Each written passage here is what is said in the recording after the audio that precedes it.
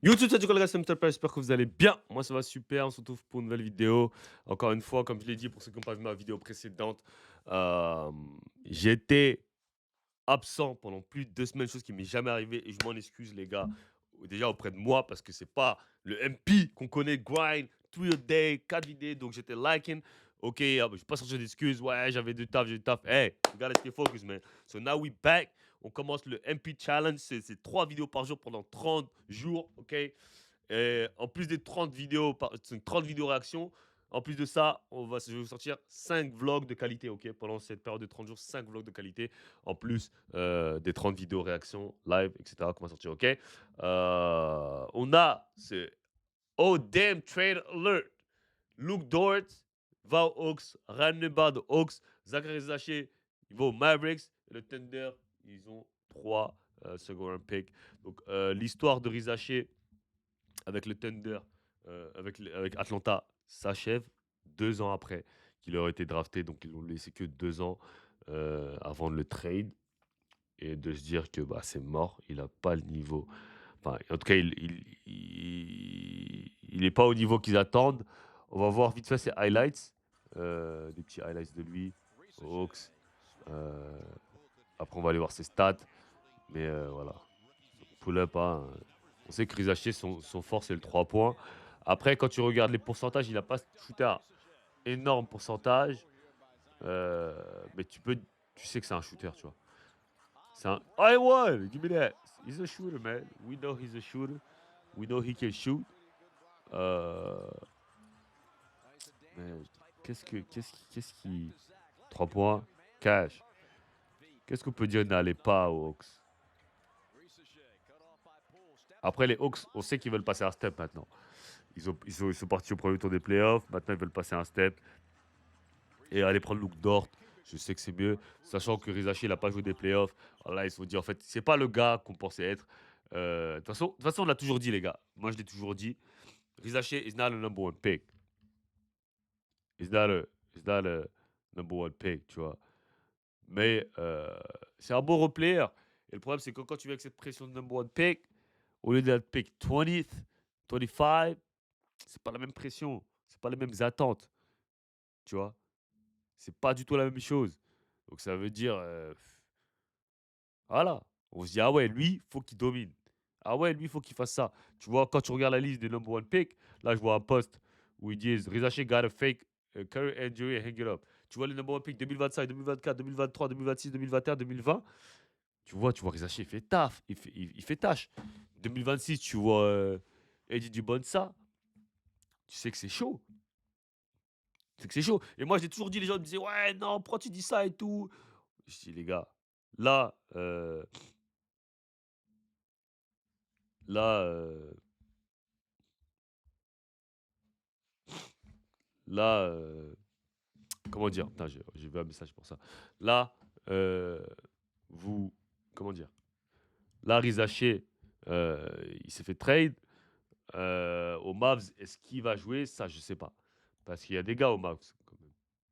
Il y a des gars aux Mavs, OK? Regardez, heu, il y a Clay, heu j'essaie de voir si je trouve un, heu, attends.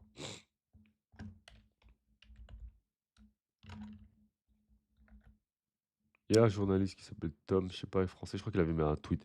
Mais bref, en tout cas, oh là là, qu'est-ce que raconté? En tout cas, voilà, pour Isaché, c'est dommage. Enfin, c'est bien. En fait, c'est bien pour lui parce qu'il se fait trade et qu'il va avoir un nouveau, on va dire, un nouveau départ, tu vois. Mais quand tu regardes le roster, ok, le roster des Mavs, tu vois, à son poste, tu as Cooper Flag, Rizaché, Jet Howard, euh, on va dire PG Washington, Max Christie, Klay Thompson, Caleb Martin. Tu des gars quand même, tu vois. C'est pas comme s'il arrivait dans une situation où il y a personne. Et, ouais, il arrive à. Après, voilà. Après, de toute façon, là, c'est bien. Parce que maintenant qu'il s'est fait trade, cette étiquette de number one pick, elle va un peu être. Genre, tu vois, on n'est plus à Atlanta. Ah, c'est lui qu'on a drafté là. C'est pas Dallas qui l'ont drafté. Donc, Dallas, entre guillemets, ils en ont rien à foutre, hein. Dallas, c'est soit. Genre, ils vont pas être dans le projet de développement. Dans le sens où. Genre, ils ont. Ok, je vais vous expliquer. Quand tu es number one pick dans une draft, ou dans une franchise, ils vont te laisser des chances. Parce que, en fait, le gars qui t'a drafté, il veut pas avouer qu'il a tort, donc il va dire, vas-y, il a besoin de développement, on va le laisser se développer, on va lui donner des cartouches. Si ça marche pas, s'il est trop gaze, là, c'est bon, c'est fini. OK? Donc voilà, donc tu auras tes cartouches quand même, tu vois? Avant qu'on te c'est pourquoi Frank Ntilikina, il a eu des années avant qu'on le bench. Kylian Hayes, pareil. Genre, tu vois, les équipes vont te laisser. Mais à partir du moment où tu te fais trade, là, par contre, ça devient une toute autre histoire. Si vous avez vu quand Kylian Hayes s'est fait trade, quand Frank il s'est fait trade, ou quand Sekou il est parti des Pistons, il est parti dans les Lakers. Genre maintenant, on s'en fout en fait. Parce que là, eux, c'est pas eux qui t'ont drafté. Donc c'est-à-dire que même s'ils te font pas jouer, personne va leur casser les couilles. Personne va leur dire ah mais vous l'avez drafté de moins pick. Non, on s'en fout. En plus là, les Mavs, ils ont rien perdu contre les achats à part Ryan Newman. Donc ça veut dire même s'ils le font pas jouer, ils ont rien à perdre. Après, je pense qu'ils vont essayer de le développer quand même parce qu'il est jeune. Mettre un shooter à côté de Cooper Flag, c'est bien. Donc je pense qu'ils vont le développer. Mais ce que je veux dire, c'est qu'ils n'ont plus rien à perdre. Tu vois, ils ont pas d'obligation de lui donner des minutes. Donc, donc voilà. Ok. Euh, donc voilà, on va aller voir ses stats de la saison. Euh, voir ce qu'il a fait clairement. Rizaché, stat, muse.